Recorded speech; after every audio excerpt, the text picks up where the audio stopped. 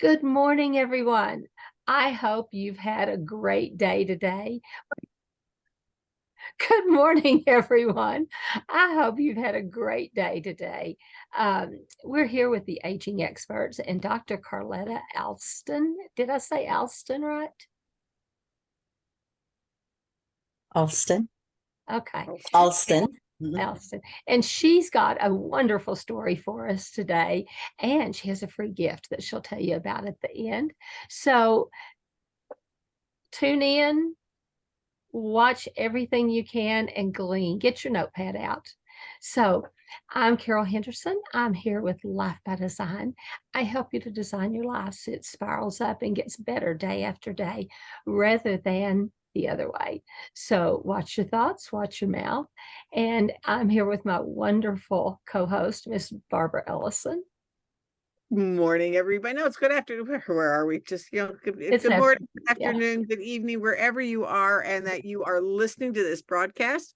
Welcome, welcome, welcome to the Aging Expert Show. Yeah, I'm Barbara Ellison, and I am on a mission to make happiness the norm rather than the exception. And right now, I work with business leaders who are experiencing symptoms of burnout, or they're just feeling like there's something wrong. They're not quite sure what it is. Well, that's what I do. Let's identify it and let's move forward from it. Anyways, and yeah, Carletta, how are you doing today? I'm so excited to hear what you have to offer us and to tell what you're excited about going forward. In I love your banner. You have the power to protect your peace. Exactly. Yes. So I'm doing wonderful. Yeah. Tell us about you, a little bit of your backstory, how you came to be doing what you're doing. Well, good morning, everybody, and good morning to your guests. Again, my name is Dr. Carletta Alston, and when I was asked about the question of how did you get started in your business, it started when I left my previous business. And I know I don't look my age, but I am a retired full-time faculty member, full-time dean of instruction.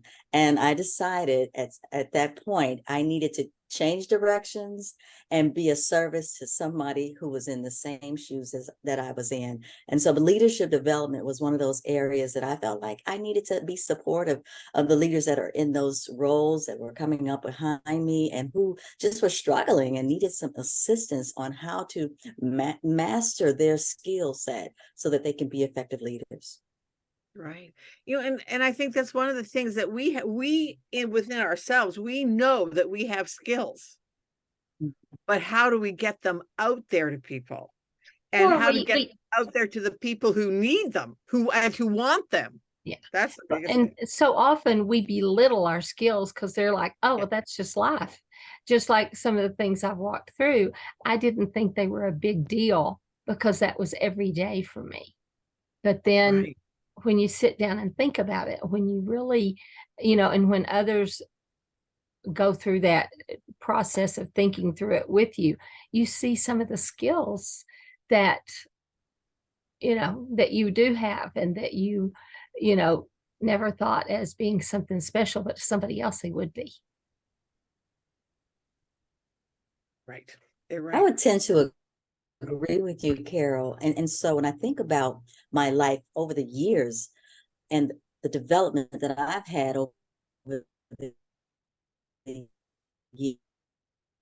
years, not realizing that these skills are something that became my own business, my own entity, something that is driven by the things that I felt like I needed earlier in life. And I'm just going to be transparent with your audience. I was not always ready to serve and lead. In fact, I found myself to be hidden and an introvert, if you will. When you come up in an area, I grew up in a neighborhood that was what we would consider poverty. I was in low-income housing. My parents lived together. I had a family together, which is kind of uncommon in that situation. But what I learned from my parents were the principles of ethics, work ethics. My father, even though he didn't have a high school education, even though he didn't go to college, he actually owned 2 businesses. He was a businessman. He had an artificial landscaping company, and then later he had an auto body body and building company. So it's one of those things where these lessons are given to you in different seasons, but you don't realize it until later when they come together and they work in your favor. Well, and sometimes it's that's to see other people. It's like you were Right. in low income housing, and so you thought that was the norm. And it wasn't until you realized, and you realized that you had parents that were together and that had good work ethic. And that's what I'm saying. Sometimes it's as you come to the table with maturity and you're going, oh, wow. I guess that was a plus kind of thing. Right. Yeah. Right. Yeah. Yeah, because we've each had our own journeys. When I think back to after David died, and I had no idea of who I was. And that's now that identity crisis that I had within myself has now stood me in good stead, because now I can work with some of the business leaders and the business owners that are coming up to the same thing, that they have been in their career for 30 years and they're asking themselves, what am I doing here? Right. Is this all there is to life? Is this what I'm supposed to be doing? All of those questions that come up as we age, because lots of times, several of my clients, they went into what they're doing because it was a family business, not because they wanted to, or not that they were called to do. And that's one of the things Carol talks about is, are you doing what you're called? Point, because there were no real shoes for me to step into when it came to Carletta being a leadership developer, right?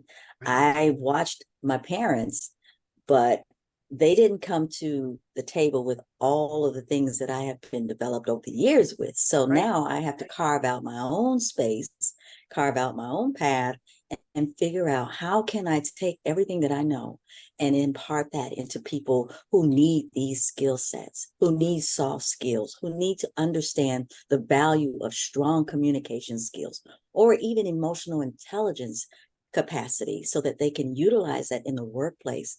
Because right now, the environments that I've experienced, communication is one of the biggest breakdowns in organizations.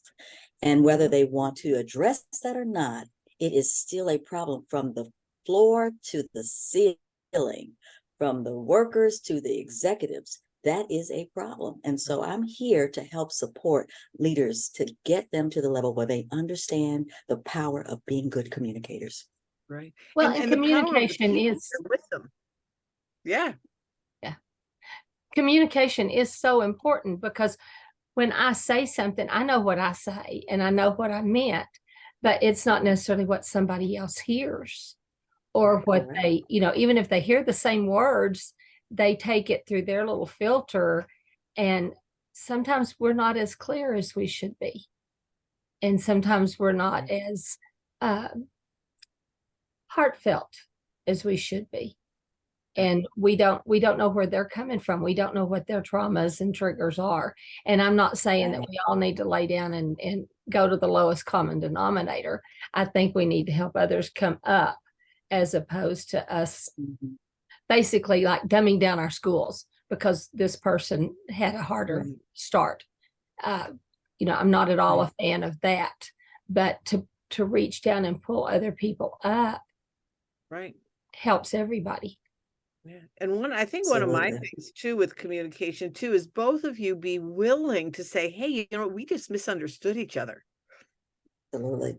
We both, exactly what Carol just said, we both heard the same words, but we took them in completely different ways. So consequently, we miscommunicated. All right. Well, now for me, there's been a couple of times, even just recently, where I've had to go back and say, I am so sorry. I just totally misunderstood you.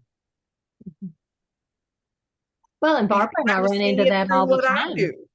Yeah, all the time. Barbara and I run into it, because we do have similar personalities, but we do have different personalities and very different backgrounds. I mean, she's one of, is it 4 sisters? 4 sisters. 4 sisters. I'm an only child. She's from Canada. I'm from Texas. That's about as far apart as you can get.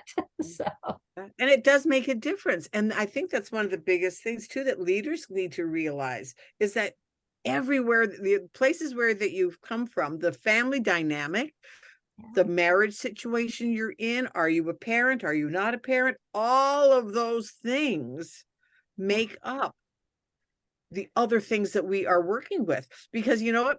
No matter what, you bring who you are, where you are, job, and the things that are happening in your job, you take them home with you. Absolutely.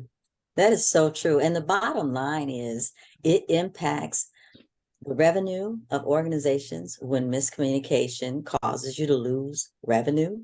I mean, it can have its rippling effects on every aspect of an organization. So it's important to take that information. I think I heard, Barbara, you mention something about empathy in a different way, mentioning how we do need to take everything that we've experienced and use that to communicate better with people, showing them the empathy that they need to get them to the next level.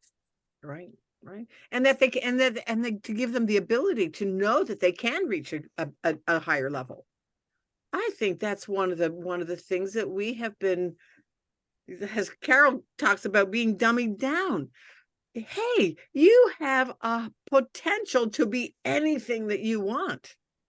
Absolutely. As a person, as a leader, as a parent, as a spouse, you can be anything that you want. However, I think we have to learn the basic skills of, number one, knowing that. Well, and I grew up in a time when everybody said that, everybody's parents said, you can be whatever you want. Now that's true, and it's not quite true. You need to follow your bent and leaning. It says in Proverbs that everyone has a bent and leaning, and you're to raise those children in accordance to that bent and leaning. So that takes some learning process on both the kids and the parents. But that's how people get stuck in the wrong career lifelong. It's not their bent and leaning. And one of the things that the shutdown really did for people was it gave them a lot of people were overworked, but a lot of people were sat down, so to speak, put in a timeout, and they had nothing to do but think of, what am I? What do I want to do? What have I always wanted to do that I said I didn't have enough time to do? Now, a lot of them spent that time watching the news 24/7 and just spiraled down. But a lot of them took that time to build themselves up and say, oh, I always wanted to paint. I mean, we interviewed one person that's a painter that didn't start till then and is doing quite well financially, even from it. I'm like, oh, you make that kind of money painting? The starving artist painters that are, going for millions after they're dead. But, things like that, or somebody who has come to the table with a podcast and political commentary or teaching. Barbara always wanted to be a teacher, but then decided that really wasn't for her. And yet her podcasts, her workshops, all of those things fall under that umbrella.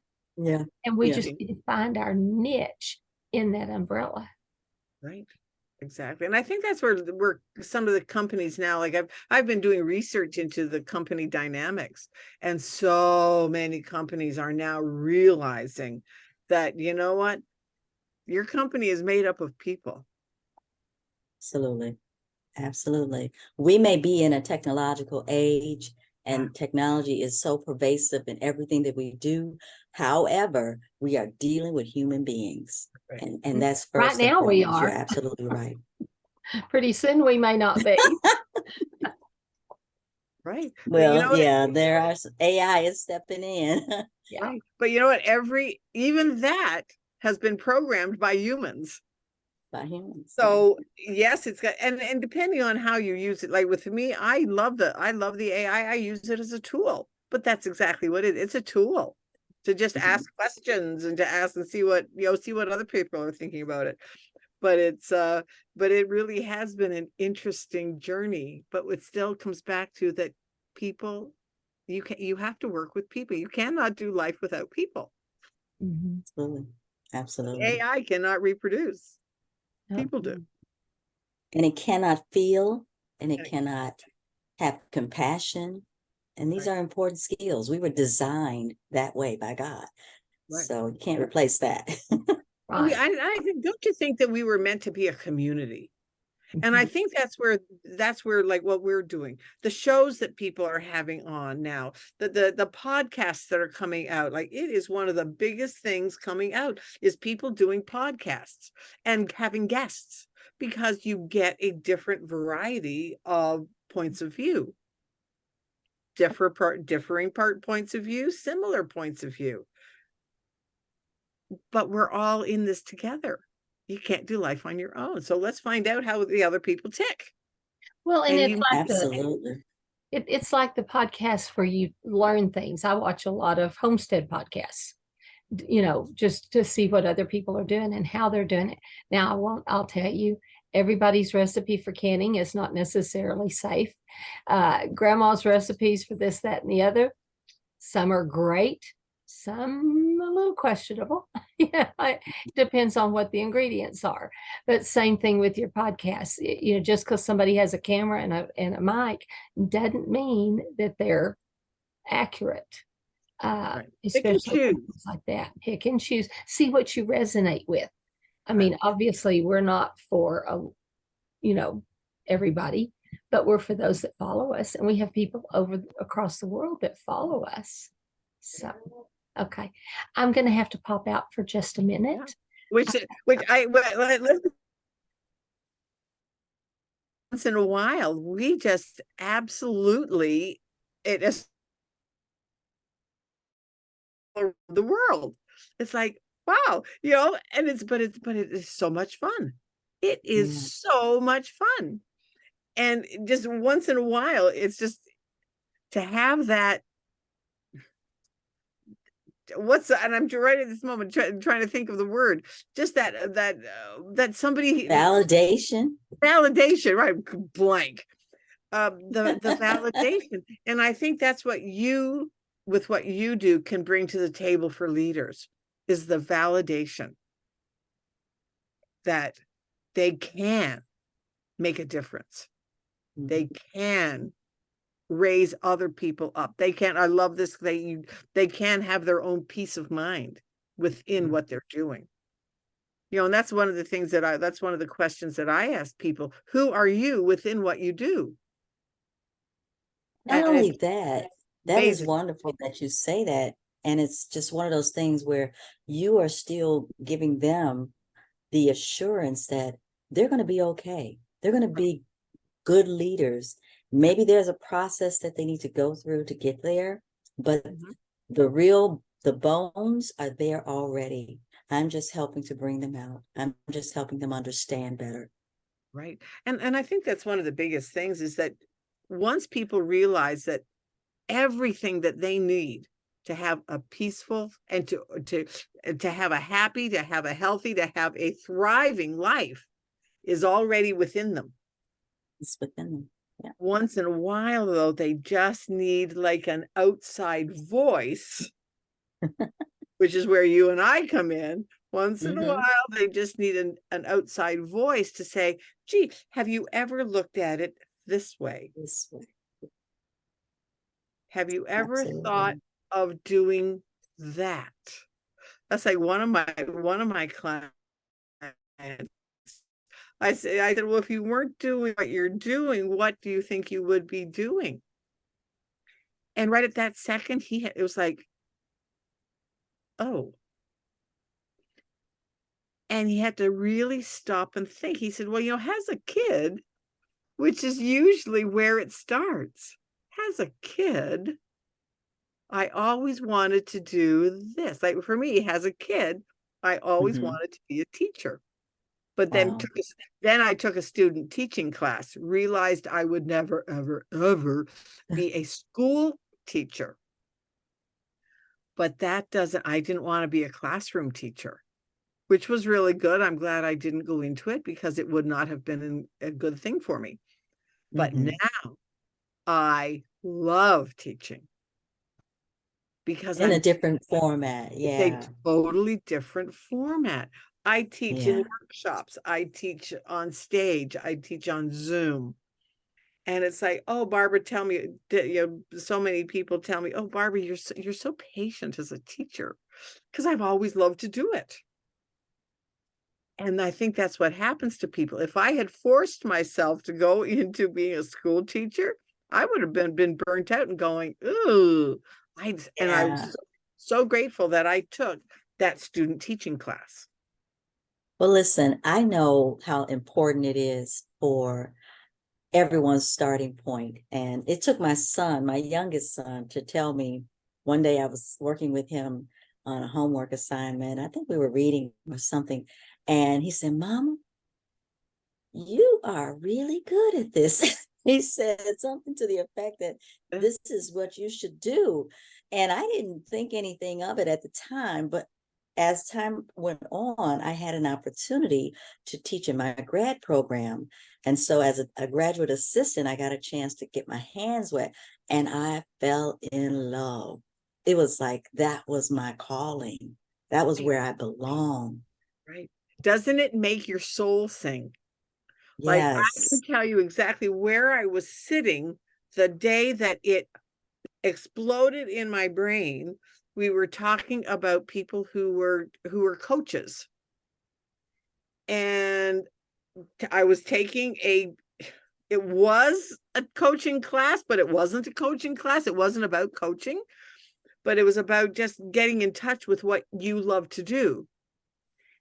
And then all of a sudden, one of the leaders, he stood up and I went, oh, this is what I want to do. I want to. The light bulb went off. A light bulb went off, and I can remember sitting there going, oh, that's what I want to do. This is where I came from when David died. This is what now I cannot be the only person out there that feels this way, that there's something missing, that you feel you have everything and yet there's something missing. And you have it all, like wherewithal, I had a great house, I had a great all of this stuff, but if you have all that, why aren't you happy? And how many leaders that you run into also can say the same thing. They have all the financial security, they have the title, they have the description that they are the CEO, that they are this, that they are that, and yet, why aren't I happy? Why am I not fulfilled? Why do I hate coming to work? Yeah. And that's exactly what people are doing. Yeah. Hi, Carol. Finding their bent and leaning. Hi, I'm back. That's to their bent and leaning. Exactly, because they're not doing what they're supposed to be doing. And that is so tragic, that you spend 30 or 40 years doing something that you just were not meant to do. Right. I think the person that comes to mind for me is always, it's a young man. He's my age. Our parents were friends, and he was a banker. I mean, got up very high, very, very high in banking, and he hated it. Absolutely hated it. But that was his first job out of high school or college. I don't remember which, but anyway, he went into banking, and then because he was good at it, he moved up, and he hated it, but he didn't realize it till he was in his 50s. Well, that's a little bit shy of being able to retire, and they had him with some golden handcuffs, and it just not cool. And so he actually stuck it out instead of just having the courage and the whatever to go. Passion. I think the passion, getting in touch with their passion. And of course, when this happened, it was back in the day before people were talking about passion and heart, and it was pre-lockdown by a year or two. So anyway, it can be hard. It can be hard to change midstream. Right. Yeah. I mean, I think it's one of the tragic. I always love that there's a cartoon that says, to the top of the ladder and then realized you've built it, or you've leaned it against the wrong building. Amen. That is good. Yeah. And that is exactly what has happened to so many people. They've climbed the corporate ladder and they've gotten to the top, and that impacts everything else in their life. But Well, it's that moment of awakening.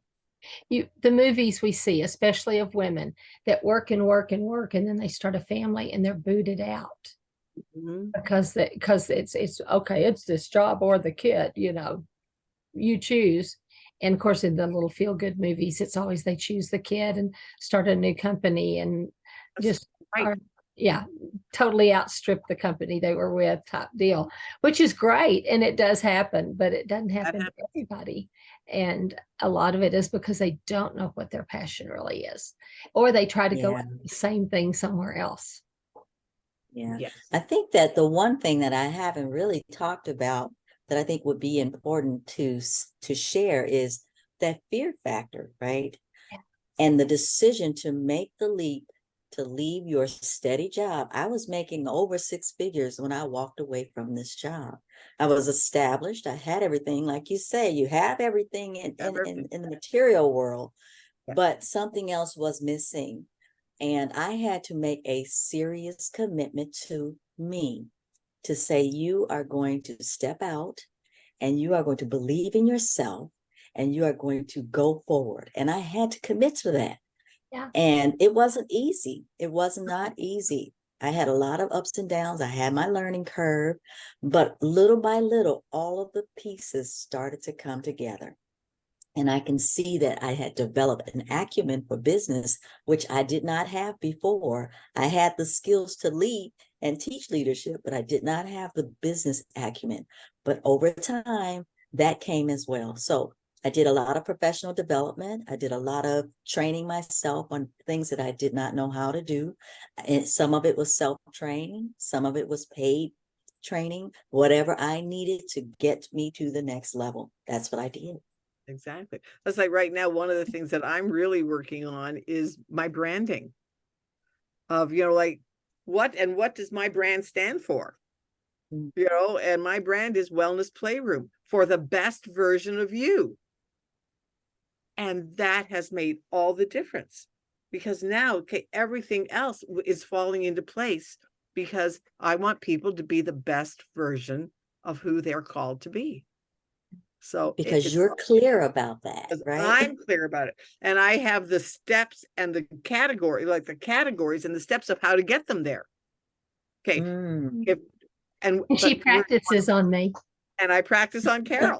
And where do you want to start?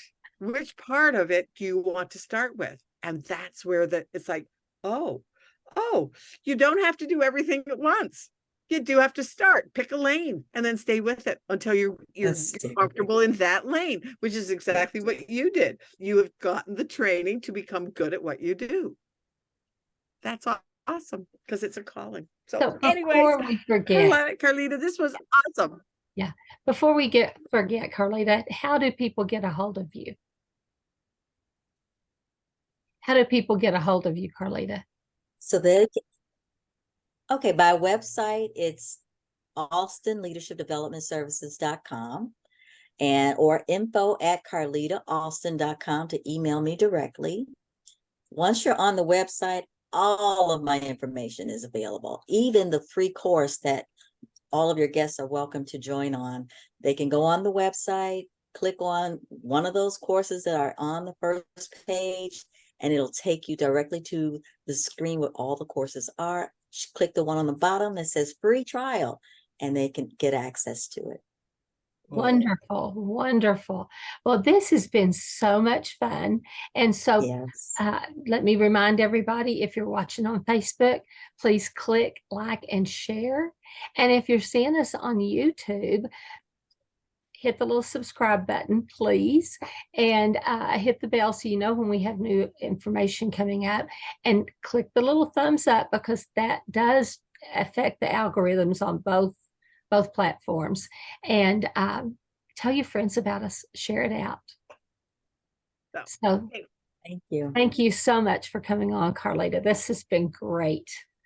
Absolutely. I had a great time. You too. See you next time, everybody.